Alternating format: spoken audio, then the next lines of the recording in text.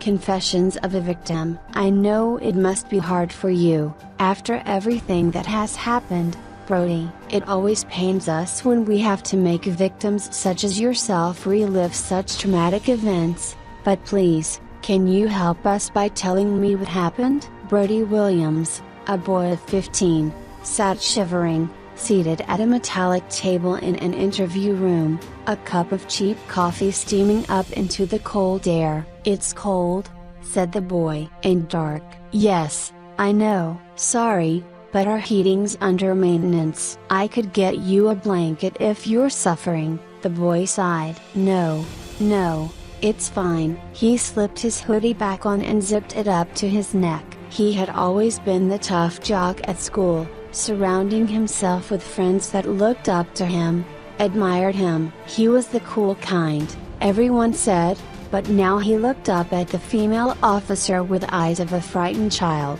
She was around her late 30s or early 40s, her hair brown and straw-like. She wore little to no makeup. Brody went to cup the coffee with his hands, but they were shaking so badly he feared he might spill it. He could still hear the screams of fear and pain. God, the blood. So much blood. It had happened in the cafeteria. Somehow the weakling boy with the curly red hair and acne-covered skin had managed to lock all the exits, preventing anyone else from getting in or out. Brody could see it now, the machete hacking away, the limbs flying off from the bodies of the students he had known and talked to, laughed or joked with, all of them lying in pools of blood and mangled flesh and tissue. He heard the girls scream, but it was Brody Patrick Rivers was after. His eyes watered as the female cop listened to him, looking at him sympathetically. "I used to hurt him,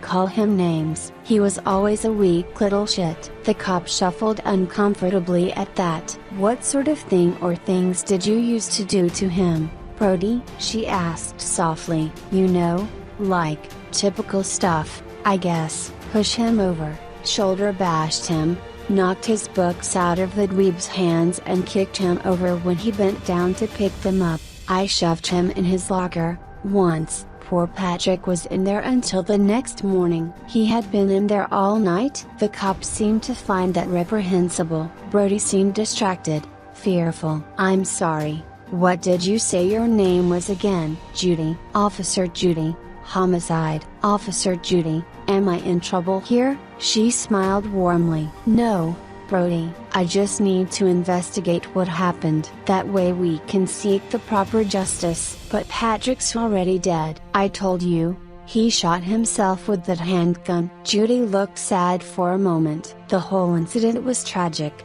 It should never have occurred. But please, tell me what else you did, or what you said other kids did to him. Is this being like, recorded?" Judy nodded politely. "It is." "Don't worry. It is merely to get your statement. After that, you're free to go." Brody pondered, looking around the dark room. He'd never been in a police interview room before, and nor had he ever been in a police station in his little Midwestern town. "Well, you know, I once stuffed him in a trash can." "Wouldn't he be a little big to fit in a trash can?" She made a note, scribbling something down. "Well, like, we were in elementary then. He was scared of, like, being in closed spaces." "What you call it? Ensophobic or something?" "Claustrophobic?" "Sure, something or other." A few kids thought it would be fun to put him in closed spaces like that. "Do you feel bad about locking him in a locker,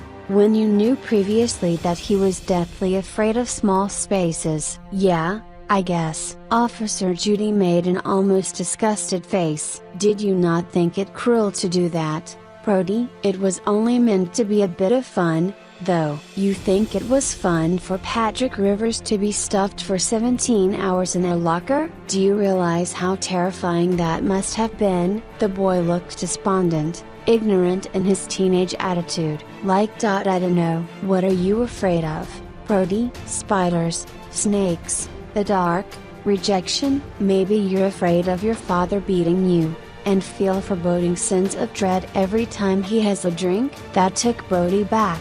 and suddenly he felt uncomfortable in this dark room, where moonlight shone dimly through the cell bar windows. In fact, he was beginning to struggle to comprehend how he had gotten to the station. He didn't remember walking in. Maybe he was just so nervous he was forgetting things. He was tired, though, and felt lightheaded, as if he were recovering from a rough night of drinking. He started shivering again. Judy pushed the coffee toward him. "Maybe you should drink this, it'll help warm you." He did as he was bid, and took hold of the cup with both hands, and sipped it. "Damn, that tastes pretty good, actually," he thought. "Feel a little better now?" Judy said, smiling. Brody nodded, so Judy pressed on. "Tell me, why did you like to bully or like to watch people bully him?" "I dunno, it made me feel strong, I guess." "How did you feel when you saw him with that machete and handgun?" "Pretty darn scared,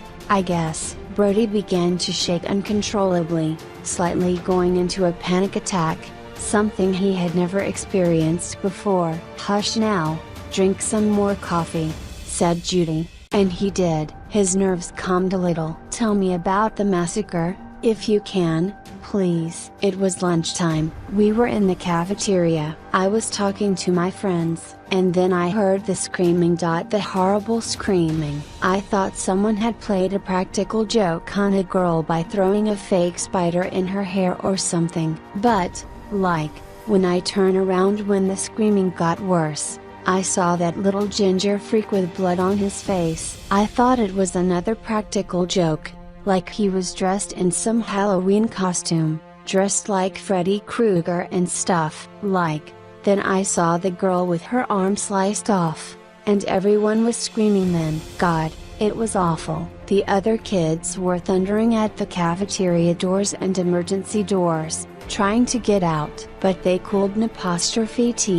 They'd been padlocked. Then I saw him, laughing as he did it, hacking and slicing away at us kids. One of us tried to disarm him, but he had a strength we never saw in him. Blood was everywhere, running down the hall like a river, bits of hacked off flesh and fingers and bone. Then the shots came. He shot at me.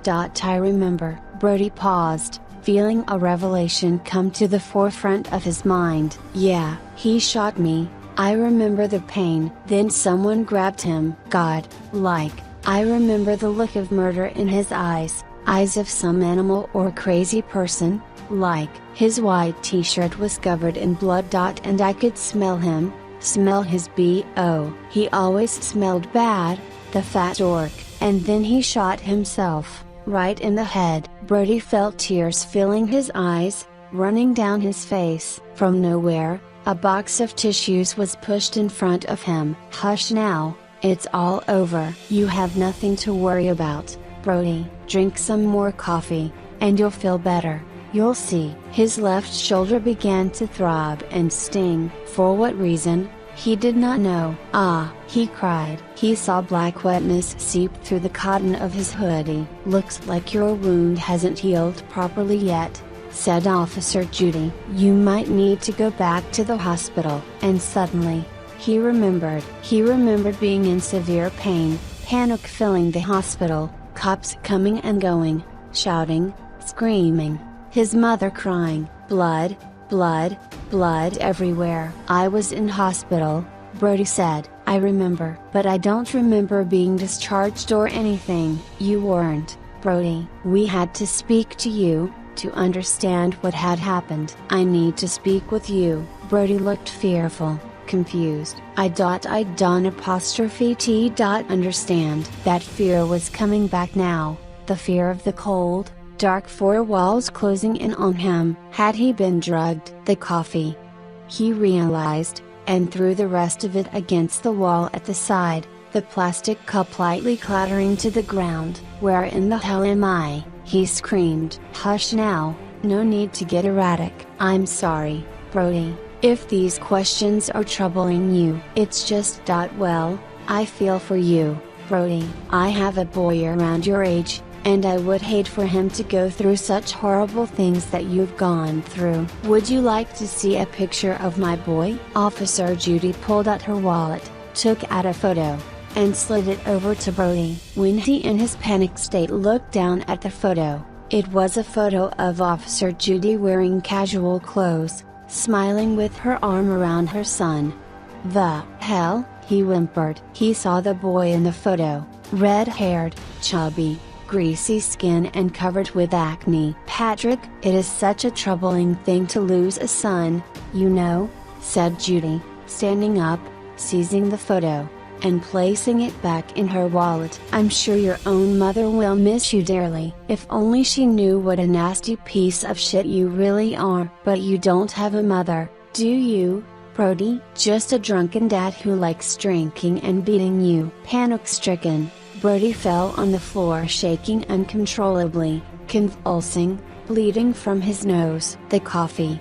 It had been drugged, as he had been drugged at the hospital. "We'll need to have a word with you about the attack, Brody," Officer Judy had said, before placing a cloth of chloroform against his mouth. The walls began to close in all around him. He felt woozy, sick, like his head was between a vice, his head being crushed. Judy had disappeared from the room. "Cry or scream all you want, it makes no difference, Brody. No one will be able to hear you in these woods." This was no interview room, just a cabin or bunker made to look like an interview room. The walls closed in on him, crushing his body, and Brody screamed in agony, his nose bleeding profusely. It leaked onto the floor where his head was, and he saw it. The blood. Oh, God, the blood.